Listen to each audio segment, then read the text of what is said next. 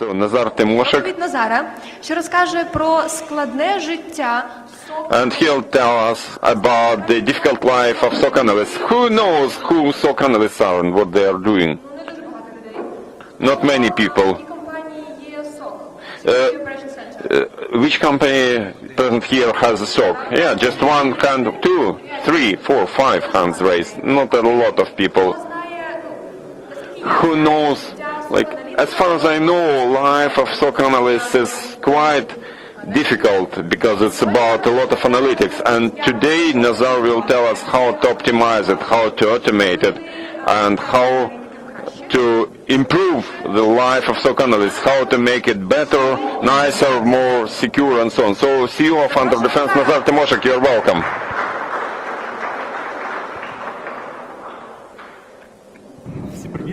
Hi, everybody. Today we will talk about automation in the modern process of incident detection and response. What I'd like to share with you today, this is our agenda. We'll talk in a very specific way about various items related to orchestration, automation, case management, incident management, and problems that exist in SOCs. It's about people, it's about performance, speed, it's about tool sets, it's about data. These are problems that we have been faced with in our incident response process. And about benefits of people versus machines, and how benefits of both can be used to make everybody happy. Our activities are very interesting. We have a very interesting job when you do something that you like doing, but you're not happy, then something is wrong. And we'll also talk about money, because this is a very interesting topic within the context of why do we need all these things. That's how our Security Operations Center looks like, more or less. In the evening, I just entered it and took this picture just to have it in my phone. By the way, one more important thing, there are different types of SOCs. So there are SOCs which can be shown, like SOCs that people are proud of, and there are SOCs which exist in theory, but if you ask whether it's possible to come and see them, people say no, it's impossible. So if you visit Lviv, you are welcome at our underperformance office. We are ready and willing to share our experience, to share our knowledge about how our SOC operates, how our processes work, what we have learned, because sharing is something which is the purpose of NoNameCon, and I would like to thank the whole team, because knowledge is power, community is power, so we as Ukrainians become stronger and more powerful. A couple of words about me. I have been in this business since 2008. I have one child, one company, and one community. And now my children drive this process already.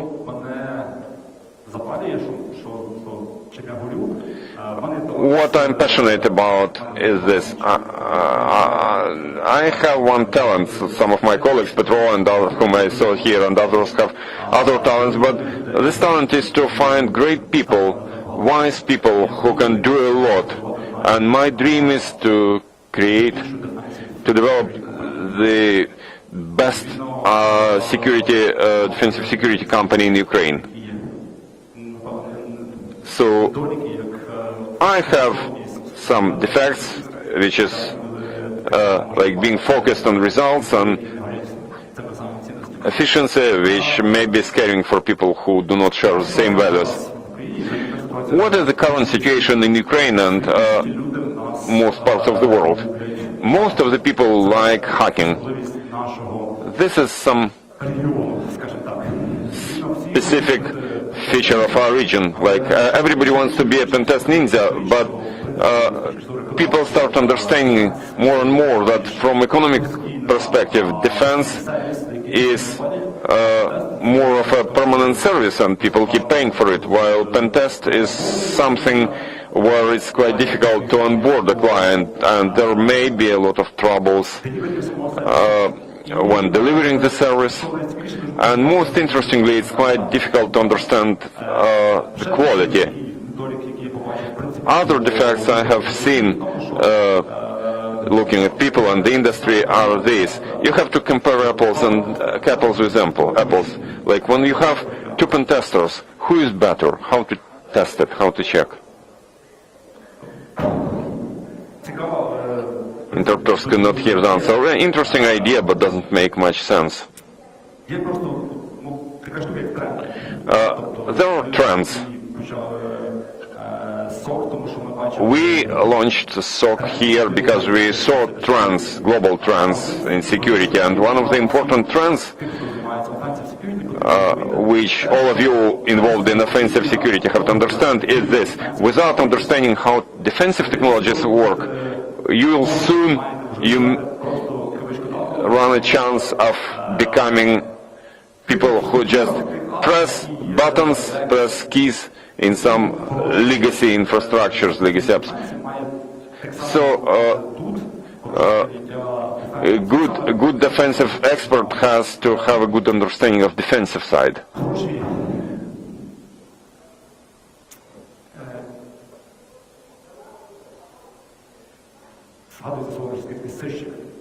It's like a good investigator, a good detective has to understand how attackers think, and attackers have to understand how SOCs work, how people who respond to those incidents work. So our first serious experience, and I started with offensive cybersecurity, so our first serious experience when fighting against SOC was this. There was a well-known international company, and there was a pen test which failed in 2016, practically failed. It was a pen test against an investment fund of the second best known person on the global scale, who is the founder of a huge international company. And we fucked it up. We were unable to get through because back then we were lacking this experience of understanding how they work, how those defenders work. So if you don't get this experience, if you don't play with defensive tools, if you don't practice your new techniques on those against those tools, then I don't know what will happen in 5 years. There are many people now moving towards hunters, and it looks like this. So many Ukrainian engineers try to create their own SOCs and SIEMs using open source solutions. Actually, I do like open source, but for me, this is just a matter of time. Time of my life, time needed to develop things, needed to learn things. There's a well-known saying that he who tries to save would pay twice. If you're too greedy, if you want to save, you will do it on your own. But you know, there are trends, global trends, which we as Ukrainians have to follow. Why are we talking about all these things? Because when clients approach us, unfortunately, I haven't seen many hands raised from people who have their SOCs. When clients approach us and say, please build a SOC for us, we ask them, what do you want to have there? And they say, put all our data there, and we want to see everything that's going on. But in terms of use cases, is it good or bad?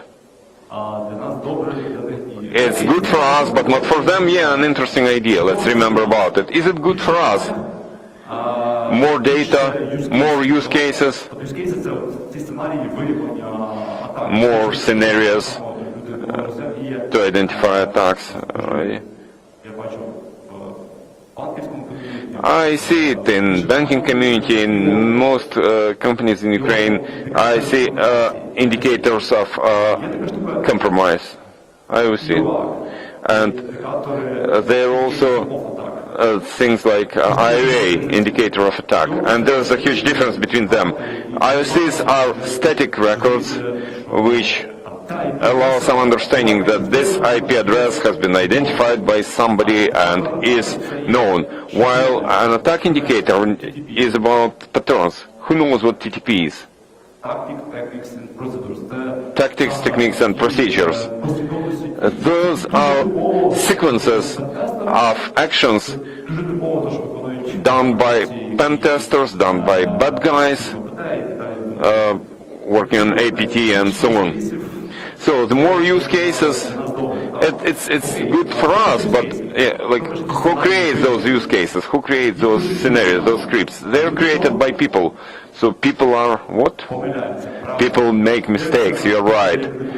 Let's look at examples of how people make mistakes. There are two most typical mistakes, which are false positive and false negative. When the guy is told that he's pregnant and when a girl is told that she's not pregnant while she is. So what goes after that under such scenario, under such use case? So a lot of data means a lot of computing power, and people get more and more alerts. When you have more alerts, is it good or bad? It's very bad. Great. How does it affect people? We are talking about people and we are talking about machines. This is how it looks, more or less, when problems are transferred from SOC to NOC. NOC is an IT unit, while SOC is an IT info security unit. So IT department and security department. So there is a lot of alerts saying that something is going on, we have been hacked, and quite often there is this distribution of responsibilities between IT and security. Security says we don't manage infrastructure, while IT says we are not involved in security. And when there is an incident, there is some account which has been compromised, or for example there has been some phishing and somebody opened that phishing payload and launched it on their PC, and you get an alert from an antivirus. This is a typical scenario. Yeah, we have an alert, you IT, you have to start doing something to approach that computer, to isolate it, to switch it off, and to get this sample from it. There should be some sample. And whatever is related to this, please give it to us and we will investigate into it.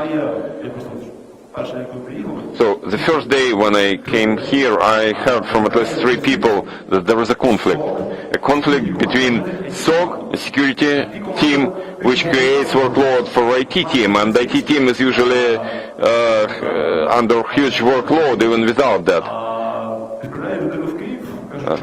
There was a use case when somebody is sent to Kiev and there was a question why there was a problem, why something doesn't work, why normal SOC doesn't work. Tatiana comes back from Kiev and tells me, dear Nazar, they would do it, they would like to do it, but they just don't have resources. They are overloaded with working with users. Users send dumb requests and they have to do something about it. So security teams have to allow IT teams and they have to collaborate in an efficient way. While under a typical scenario they don't collaborate, and if they collaborate, if they cooperate, it's not efficient. It's like about Microsoft. Remember there was a well-known picture when different units within Microsoft shoot at each other. And this is like pointing at each other. So what are the challenges for this team? The first challenge I always hear from everybody I meet, from all people, young and old people alike, is about lack of time. Not enough time. Time is the most valuable asset. Time to respond to incidents. So, a typical question is how much data can be taken in 1 minute? Who can tell me? From the database. You have direct access. With direct access to the database, you can get credit card numbers. So what would the answer? How much data you can get directly through SQL injection, for example? Within 1 minute. 1 minute. It depends on the channel bandwidth. It's as simple as that. It sounds funny, but you know, time to response, time to detect, time to respond, time to fix, time to analyze, for the team to analyze what has happened. Again, this is something where we often don't have time in real life. In our team, we have very responsible people, and often those people, because of those challenges, feel some depression. And it was very interesting to me to hear something in one video where there was some person under depression, and then after that he told everybody how to avoid depression, and he said one thing which may sound stupid, but I want to test it. He said that under depression people work better, they are the best employees. What do you think about it? Yeah, at the initial stages, yes. And then they get tired. Yeah, I'll tell you later, I'll show you later one well-known person who used to work for a SOC team and he was under depression. I think you will recognize who he is, and you will understand why am I mentioning all these things. Lack of people, not enough people, this is an part of objective reality in Ukraine. It's difficult to find people in Ukraine and easy to lose people because there are huge outsourcers who just pump people out, so to say. You have a large number of incidents, and if you're responsible, you have to process all those, and you process it through your eyes, through your brain, through your soul. You have many false positives created by people, and you have to check them and to send it to NOC. Lots of alerts and cost money. Based on my experience, nobody would ever measure how much it costs, and it's very important to measure those costs, and later I'll answer that question. And metrics are a good thing, I'll mention them later. Another interesting challenge, speaking about prospects, the nearest future, another important challenge is, there's nothing more permanent than change. The only permanent thing is change. Do you agree? Every year, based on my experience, from what I see in Ukrainian companies, in US companies, in European companies, there are changes, faster and faster changes. Technologies come after other technologies. Solutions are replaced by other solutions. And, if we replace the antivirus, we have to redeploy it to all those endpoints. Or, for example, we replaced Cisco with Checkpoint. We have to teach people how to use that Checkpoint solution. All these changes go fast, and there's disintegration between what you change, like you start changing something, and people are still to finish something they started working on in that old system, and they feel depressed. And you have few people to cover this massive scope. And also in big organizations, security team is about compliance, about offense, and about defense. They have to analyze incidents and so on. So this is a massive scope of work. Respectively, when you have such a massive scope of work, what should you do about incidents that keep coming, and you keep getting new incidents every now and then, and there's a lot of them, and this process doesn't stop. What to do, people? They just ignore them. Great. Indeed, they ignore those incidents, and this is one of the reasons why, according to statistics, in the United States, an average attack may live up to 160 days. Because, we keep getting alerts and we ignore them. We are just people. So there are three things that make it possible to somehow save some time for ourselves, for our life, and for organizations to work better. So they include the following. Orchestration. What orchestration is about? Orchestration is something which is now required in most cases from security products in the United States. For example, if you have ever dealt with firewalls, with Cisco, with checkpoints, who has experience of setting up a firewall? you have to enter a website, to enter a site, to open the console, to wait for it to load, to open the rules, to look at the rules, to change the rules, to remove rules. It takes a lot of time.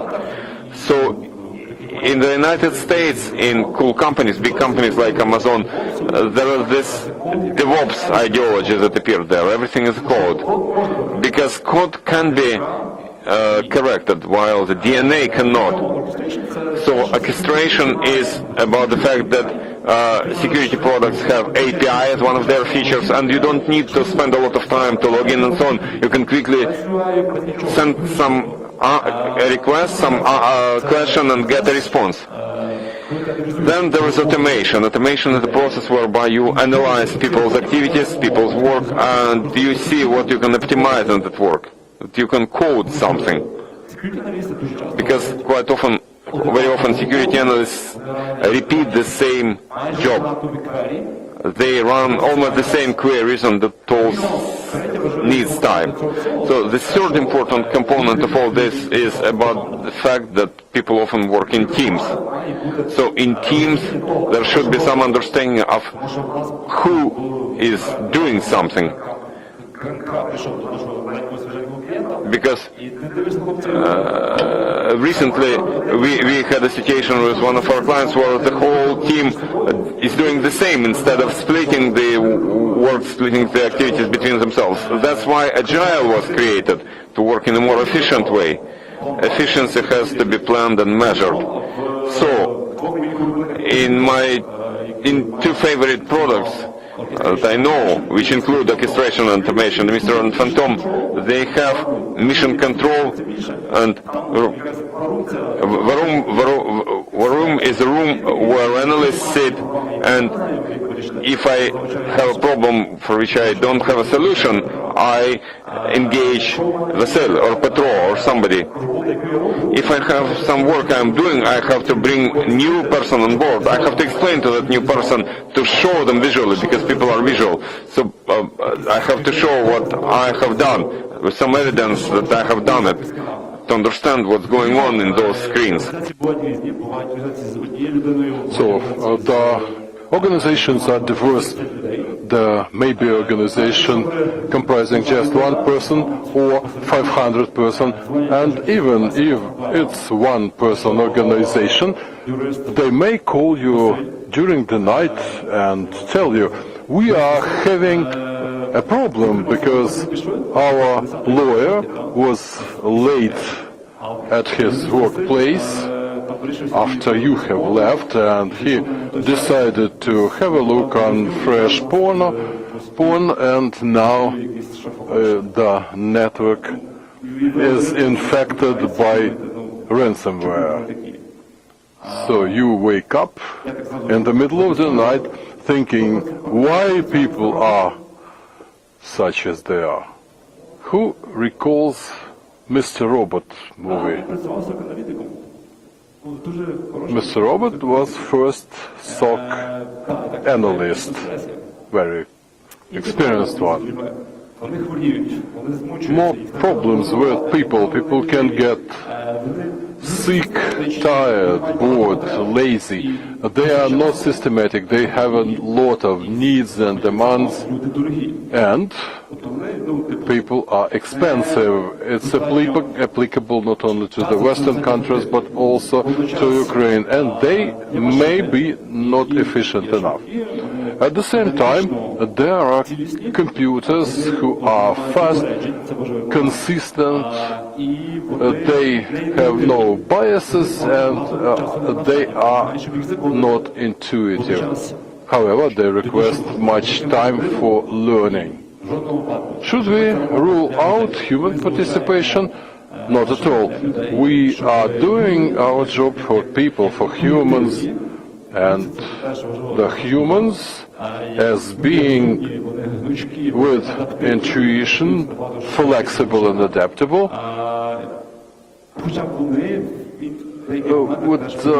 started using all these qualities, and we shall combine them, put the people, the humans and the machines together. For SOC, being better means being faster. What we need is speed. There is an opinion that software or bots can be helpful, but at the beginning it could be like this. So hope is not a strategy. The process can be time-consuming and labor-consuming. My recommendation for the beginning, just to start. You see, the robot reacts. He is trying to catch the ball. And what is important for the managers is to understand that people spend time for communication and for investigation, which influences the outcomes. It's possible to download 20 megabytes of credit card data during the minute. Let's think how much time does it take to investigate it. We all know about SLA, where the reaction time should be set up, and in typical case it's 15 to 20 minutes. If you play chess with an enemy that is in your network already, and you think about the next move, it's a standard situation for SOC analysts who should stay in the system as long as possible. If you are thrown out of the system, you may try to wait a little bit, not to try to get in immediately. Accordingly, the speed can reduce cost and make things better. You still spend, but you are more efficient. If you make decisions more quickly as an analyst, you get more time to go through training or certification, or even to prepare some small talk for a conference. So these are happy people, liberated from routine tasks. To get there, we should start somewhere and do something. Otherwise, we have just a situation like those pictures. But where should we start? First of all, we should have a leader, an individual to think about the things to be measured. For instance, how much time do we spend on repetitive tasks? What are those tasks? How much time do we have to investigate, to react, and to restore, to recover from backup, and then to investigate the case, and to think about eventual automation and training, not forgetting the experience to be shared with the newbies and so on. We detect the incidents typically. We look for similar cases in the internet, and also have an internal context, which is very important, because you should understand what assets do you have, what is the infrastructure to be protected. People would ask to build SOC and install CM without any understanding what computers are in the infrastructure and where the critically important information resides. It's clear enough that the attacker would look for the weakest link in the system. The simplest for him is to attack low-hanging fruit.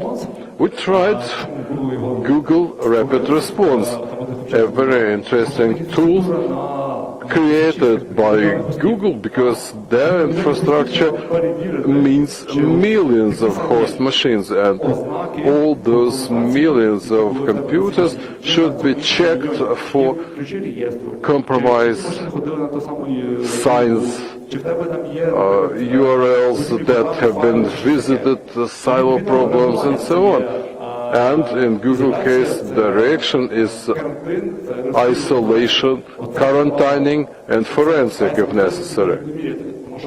We should apply measures to all these processes because backup is also a component of your reaction. Another interesting thing to stress, one people is monitoring, another one responds.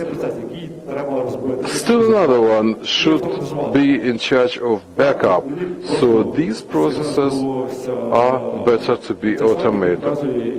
I like this slide very much. It shows the process of a simple task decomposition.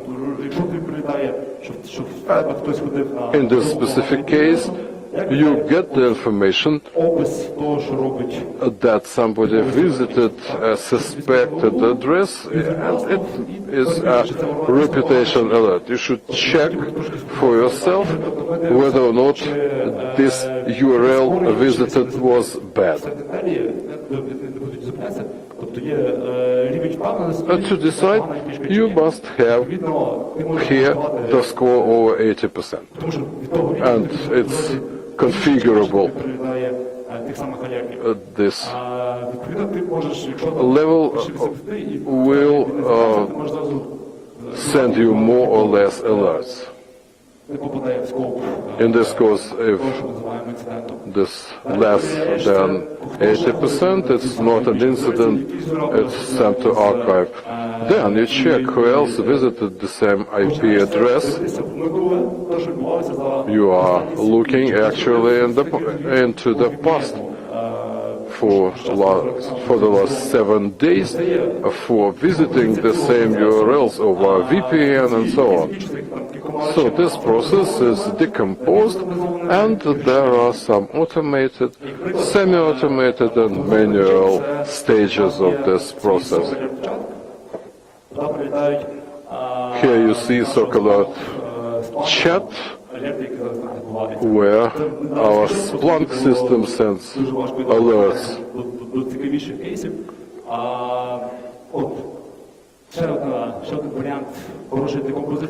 One more decomposed structure. We have puff points, IDSs, IPSs, firewalls that are used to collect all the information to different kinds of software. You get Hadoop and risk management system to check the suspected URLs, and you also have people, analysts and operators who are entitled to block something. I remember an interview where I asked how much time is needed to block an attack, and the answer was 4 hours. I was really surprised, but it's real life. It takes 4 hours just to block an attack. You may ask, what is the benefit for SOC and NOC teams? They can automate many processes for blocking the attack. And I will cover this topic a little later because there are also risks related to it. You can enrich data, add context, and prepare the reaction in advance, supporting decision-making, because automated blocking is the highest possible level, essence of everything. The slide also illustrates the decomposition process. At each stage, the analysts have specific tasks, looking for context, for artifacts, for specific IP addresses. they can monitor their firewalls to check if the attacker still tries to overcome the protection. They should have an eye for communication to a known bad host. And at the final stage, we create a ticket to be viewed by the SOC manager or analyst, and not only viewed, to understand that we have communicated via chat to understand were we successful, whether or not have we been successful enough about this incident. There are special tools. However, I would like to stress again that the decisive factor is people capable of using these tools. We are using Phantom, and there are also some more tools like this, and each of the products has automation interface. For instance, Amazon allows you to isolate a computer to add firewall due to the fact that there are the respective IPAs. I know companies that have bought many Cisco hardware and are not using them because they have to be managed, but nobody knows how to manage them. But Cisco hardware has also APIs, so the question for these friends of mine is why should you spend another quarter of an hour to open console and adding some rules to the firewall when you may do it in a different way, just block the attack and check afterwards. And two more products that I like are Track, Connect, and Anomaly.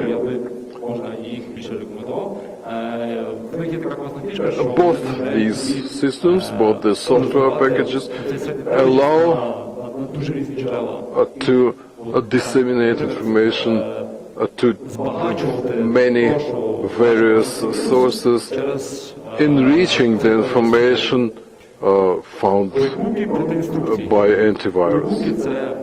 Next, playbooks, process instructions. The playbooks are actually pieces of code to automate some actions, and the instructions or manuals are necessary for the newbies who come to the SOC and have to understand what's necessary to do at their workstation.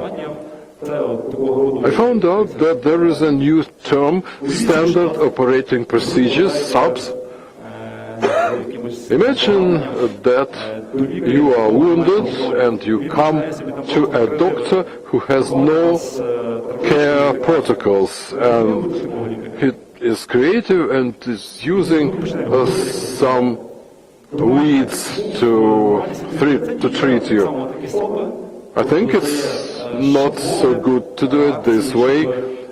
So the healthcare has standard operating procedures or protocols that should be complied with to treat patients and to avoid any human errors. Accordingly, there are also components that should be there in standard operating procedures, that they should provide for collaboration, automation, and case management. An example is shown here. You have some steps, and the actions that have been already performed are marked with the check marks. There is also a log showing who did what. It gives us transparency and informs us that people actually did this work, and if they did mistakes, it allows us to make corrections. How to start? First of all, start with the simplest things. What is the most time-consuming? What is the information to be provided to the analysts to make decisions? Create manuals using simple tools available in the Mista and Phantom community versions, and try to do some work with these. These are so-called drag and drop designers. It's not about writing codes, and the playbooks or scenarios may be automated or semi-automated. You should not go to VirusTotal or other sites to understand if everything is okay. You can use API and limit yourself to just 5 seconds of words. The tools are there. Take those tools to save time for your life, because people must have private life, not only work. I think that many of you, or just some of you, read a book written by an American general. So during the battle, when we see the enemy, we try to shoot him. But what should we do if an enemy disappears? Usually people under stress keep shooting, and there should be some officer to stop it and to have helicopter view or bird view to say, people, stop shooting and let's monitor the situation further. There are some simple things related to blocking. You can block a user, an IP, a domain, a URL. You can quarantine a host or block a process, which is a very focused thing. You can block VPN. You have a lot of tools with all these features, but you should use these features. You can enrich the information and get SOC analysts on a single console. People are responsible, but they are very serious in doing their jobs. These presentations will be available to you, and you are welcome to use my presentation in your teams to convince your managers. Oh yes, we will publish the links to presentations on Facebook, Telegram.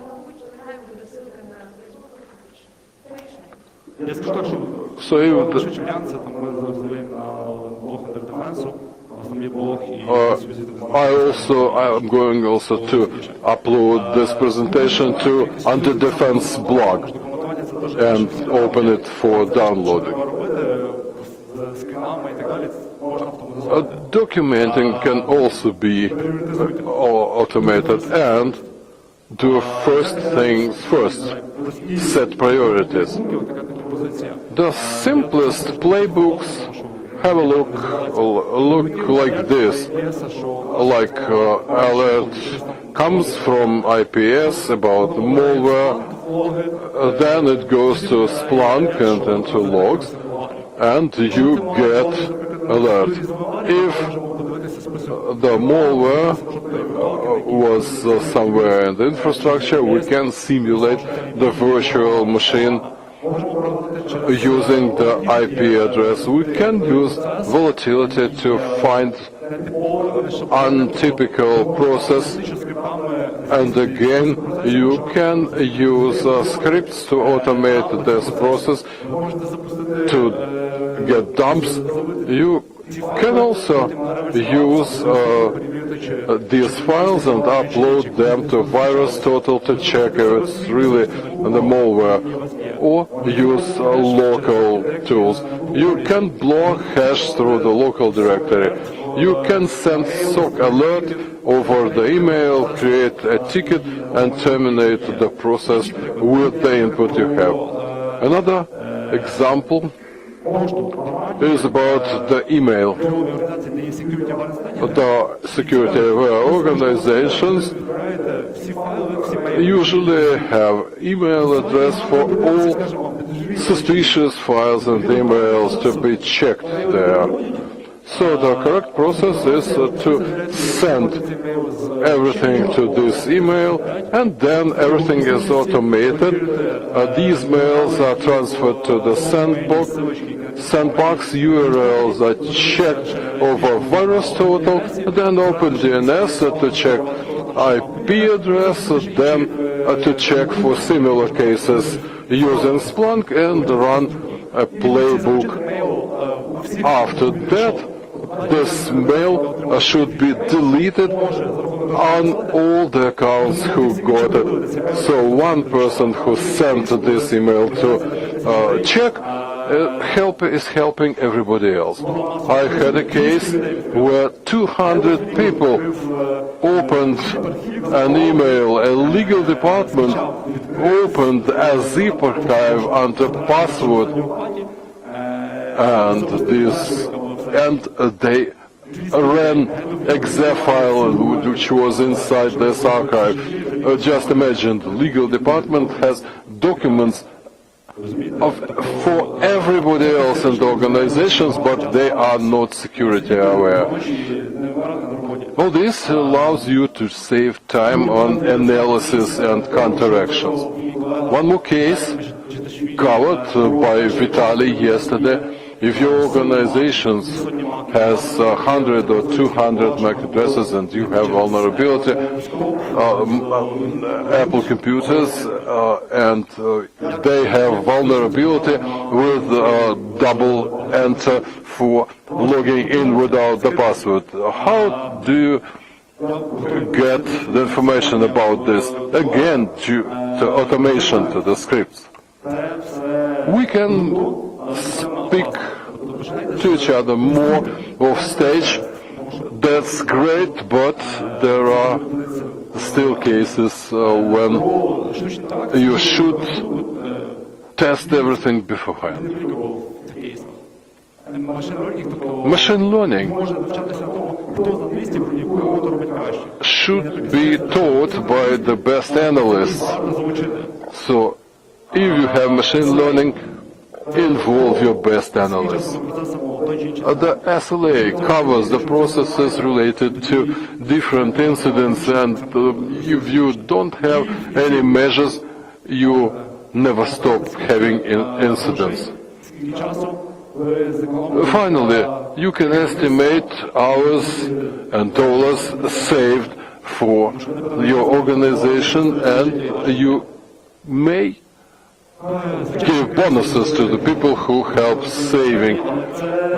We all understand that the managers are not always willing to give bonuses, but you should try. So the takeaways: document, measure, test, build friendship through automation with your IT department, NOC, and so on. Next, the tools don't matter. People matter, but people have to be motivated to start doing something. Okay, thank you. Thank you, Nazar.